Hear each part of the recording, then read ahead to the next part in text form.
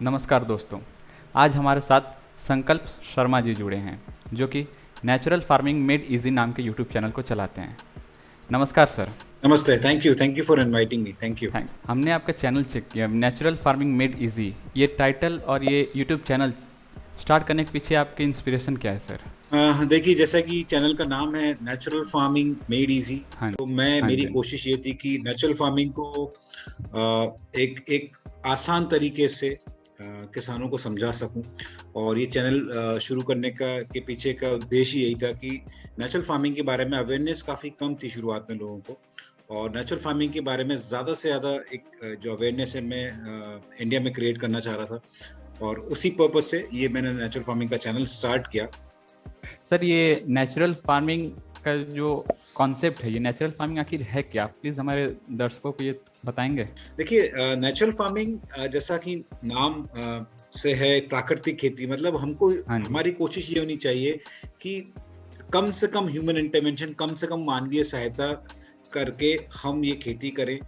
जैसे प्राकृतिक या नेचुरल जो इंग्रेडिएंट्स आपके पास अवेलेबल हैं उन्हीं का हम यूज़ करें। बाहर से आपको कुछ नहीं खरीदना है। तो मैं पिछले 2 साल से बाहर से आज तक कुछ भी नहीं खरीदा हूँ, और जो भी इंग्रेडिएंट्स हैं, देशी गाय का गोबर है, गोमूत्र है, ये सारी चीज़ें आपके खेत पर उपलब्ध हैं। तो जो आपके खेत पर प्राकृतिक तरीके से संसाधन उपलब्ध हैं उन्हीं को लेकर आपको चलना है, और नेचर को समझना है, नेचर को क्लोजली वॉच करना है। और हमारी कोशिश ये रहनी चाहिए कि नेचर को हम उसकी नकल कर सकें, उसकी मिमिक कर सकें, सो दैट नेचर को समझें खेती को एक एक तरह से। हाँ, खेती को आसान बनाना है, इसको कॉम्प्लिकेट नहीं करना है। ओके सर, हमने आपके बहुत सारे वीडियोस चेक किए, मेरे बहुत वीडियोस देखे, हमें इन्फॉर्मेशन मिले उसमें, और कुछ वीडियोस हमने ऑब्जर्व किया है। आपने 5 लेयर ऑफ मॉडल फार्मिंग के बारे में बात किया है, तो सर आप प्लीज़ बताएंगे ये 5 लेयर मॉडल फार्मिंग आखिर है क्या?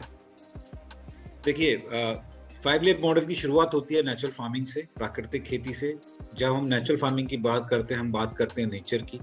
और ये 5 लेयर ऑर्चर्ड मॉडल का जो कॉन्सेप्ट है वो उसी पे बेस्ड है कि हमारे जंगलों में, अगर आपने कभी गौर किया हो कि एक बड़ा पेड़ है, एक छोटा पेड़ है, उसके जी। नीचे एक छोटा पेड़ है, नीचे श्रब्स या क्रीपर्स ग्रो कर रहे हैं, या तो नीचे मिट्टी में धूप नहीं आ रही है, या अगर धूप आती है तो वहां पूरा वीड्स, पूरा ग्रास कवर्ड है, हाँ जी, हाँ जी। मिट्टी कहीं भी खाली नहीं है। राइट। सो उसी हाँ। कॉन्सेप्ट पे वर्क करने की कोशिश की गई है कि ये 5 लेयर ऑर्चर्ड जो मॉडल हमने मेरा तो नहीं, मतलब सुभाष पालेकर जी का जो एक हाँ जी, हाँ जी। पंचस्तरीय बागवानी मॉडल का जो कॉन्सेप्ट है, तो उसमें यही ध्यान रखते हुए फसल का चुनाव किया गया है। जैसे मैंने जो अपने खेत पर लगाया है उसमें अमरूद मेरी मुख्य फसल है, तो अमरूद पर कॉन्सेंट्रेट, उस पर ध्यान केंद्रित करते हुए हमने बाकी की क्रॉप्स को डिजाइन किया है। तो अमरूद के साथ हमने उसमें सीताफल लिया है, नींबू लिया है, पहले 2-3 साल आप पपीता उसमें ले सकते हैं, सहजन है, अरहर है।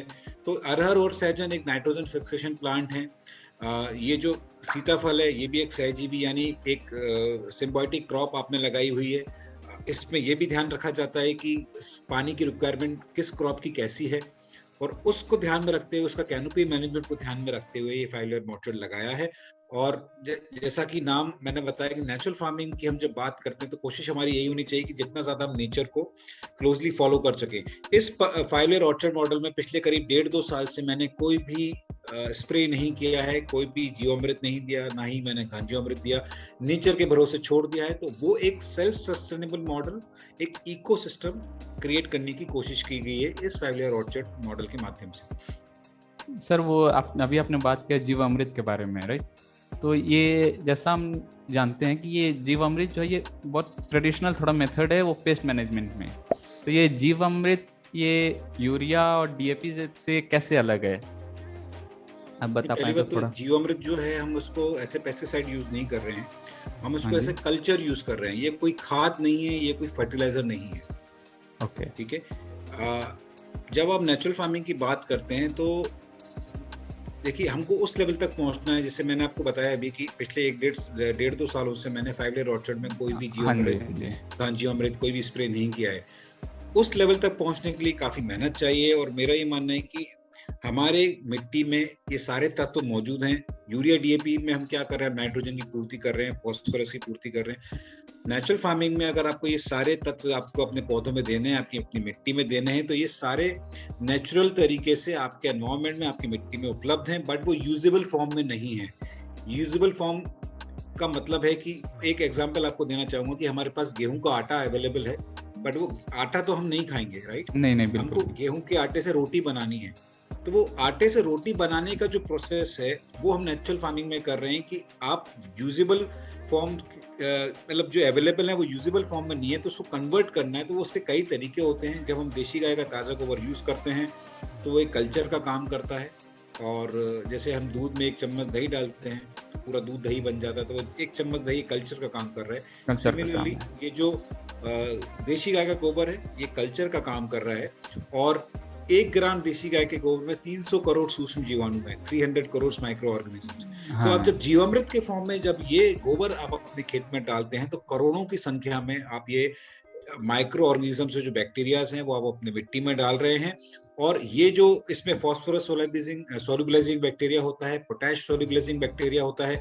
सारे तरह के बैक्टीरियाज हैं जो आप कभी शायद ऑर्गेनिक फार्मिंग अगर आप करते हैं तो मार्केट से खरीदते हैं, या केमिकल फार्मिंग करते हैं तो आप वहीं जहर डालते हैं अपने खेत पर, उसके थ्रू आप पूर्ति कर रहे हैं। तो जीवामृत एक कल्चर है, और जब आप इसको पानी के साथ यूज करते हैं तो आपके देसी केंचुओं के लिए, आपके सूक्ष्म जीवाणु के लिए एक अनुकूल वातावरण बनता है और वो अपने कार्य में लग जाते हैं। सर ये सीवीआर सॉइल टेक्निक जो है, ये जैसे जानते हैं हम कि चिंतला वेंकट रेड्डी जी का फार्मिंग टेक्निक है, तो ये एक्चुअली ये टेक्निक है क्या? इससे हमारे पेड़ पौधे जो उन पे क्या फायदा होता है अगर हम इसका इस्तेमाल करें तो?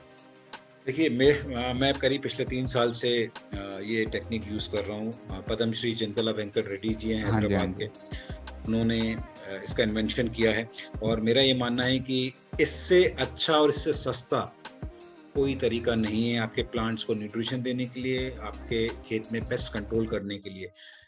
सिर्फ और सिर्फ आपके खेत की मिट्टी को आपको यूज करना है। तो इसमें 2 पार्ट्स होते हैं, एक होता है टॉप सॉइल, एक होता है सब सॉइल। टॉप सॉइल मतलब ऊपर के 3 इंच तक की जो मिट्टी होती है, और सब सॉइल जो 3 फीट के बाद की गहराई की जो हम मिट्टी लेते हैं उसको हम सब सॉइल बोलते हैं।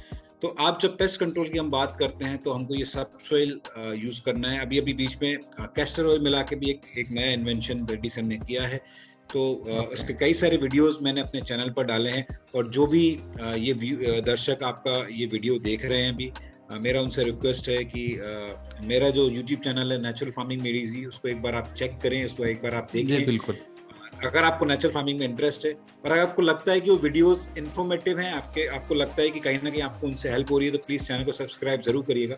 सिंपल तरीके से मैं बताऊं कि आप जब ये मिट्टी का स्प्रे करते हैं अपने खेत में, तो किसी भी तरह का वायरस हो, कोई भी फंगल इन्फेक्शन हो, कोई भी बैक्टीरियल इन्फेक्शन हो, कोई भी पेस्ट अटैक हो आपके खेत में, आप इसको बहुत ही ईजिली कंट्रोल कर सकते हैं।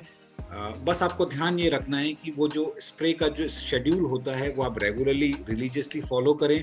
ऐसा नहीं कि आज आपने स्प्रे किया फिर आप 1 हफ्ते 10 दिन बाद स्प्रे कर रहे हैं। जो स्प्रे शेड्यूल है आप उसको लगातार फॉलो करिए, और इसका जो स्प्रे करने का तरीका है आपको ये ध्यान रखना है कि जब आप मिट्टी का स्प्रे करते हैं तो आपके पत्तों पर एक थोड़ी सी पतली सी एक लेयर आपकी मिट्टी की दिखनी चाहिए आपको।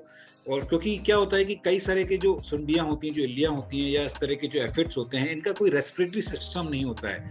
तो मतलब आप जब ये मिट्टी का स्प्रे करते हैं तो इनकी सांस लेने की जो क्षमता है वो वहीं खत्म हो जाती है, और आप उसको बहुत अच्छी तरीके से पेस्ट कंट्रोल अपने खेत में कर सकते हैं। ओके।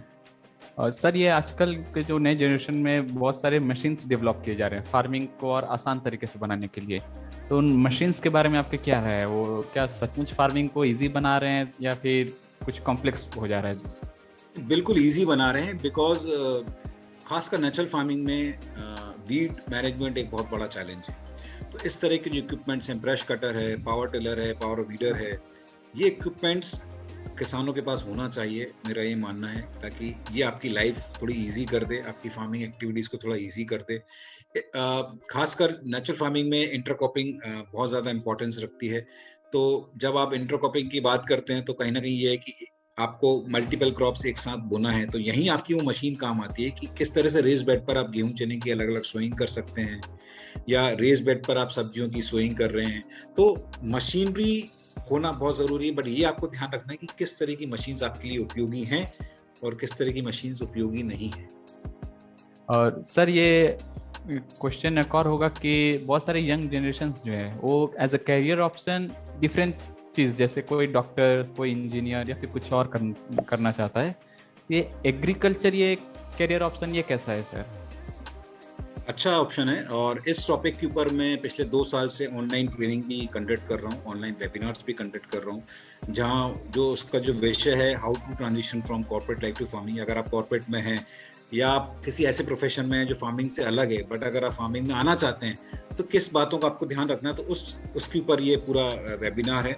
और इसकी डिटेल्स आपको मेरे चैनल पर भी आपको मिल जाएगी। हाँ जी, तो बिल्कुल। मैंने ये ऑब्जर्व किया है पिछले 2 सालों में कि आजकल के जो यंगस्टर्स हैं या जो कॉर्पोरेट में हैं, वो खेती को अपना एक प्रोफेशन देख रहे हैं आगे जाके भविष्य में। तो जिस तरह का अभी तक का मेरा जो ट्रैक्शन मैंने देखा है, एक बहुत अच्छा ऑप्शन है। और मैं खुद कॉर्पोरेट में था, 2015 पे मैंने जॉब छोड़ा है। बाय प्रोफेशन मैं मैकेनिकल इंजीनियर और एमबीए हूँ, और 10 साल मैंने जॉब किया। और 2015 में मैंने जब जॉब छोड़ा और अभी करीब 7 साल हो गए हैं मेरे को फार्मिंग करते हुए, किसी भी दिन ऐसा नहीं लगा कि मैंने कोई गलत डिसीजन किया है। ये शुरू में थोड़े चैलेंजेस आते हैं, हर किसी काम में आएंगे, हाँ जी, बट वो तो अगर आप में बिल्कुल वो आएंगे। लगन है, अगर आप में वो पैशन है, तो निश्चित तौर पर आपको इसमें सफलता मिलेगी। सर, इसी के साथ हम अपने सवाल खत्म करते हैं, और हम अपने दर्शकों को ये बताना चाहेंगे कि संकल्प शर्मा जी का यूट्यूब चैनल है नेचुरल फार्मिंग मेड इजी। अगर आप खेती से जुड़े, नेचुरल फार्मिंग से जुड़े कोई टिप्स या कुछ वीडियोस देखना चाहते हैं तो प्लीज़ इनके चैनल को एक बार ज़रूर विजिट करिएगा। सर, इसी के साथ बहुत बहुत धन्यवाद हमें अपना कीमती वक्त देने के लिए। थैंक यू मुझे इनवाइट करने के लिए। Thank you so much.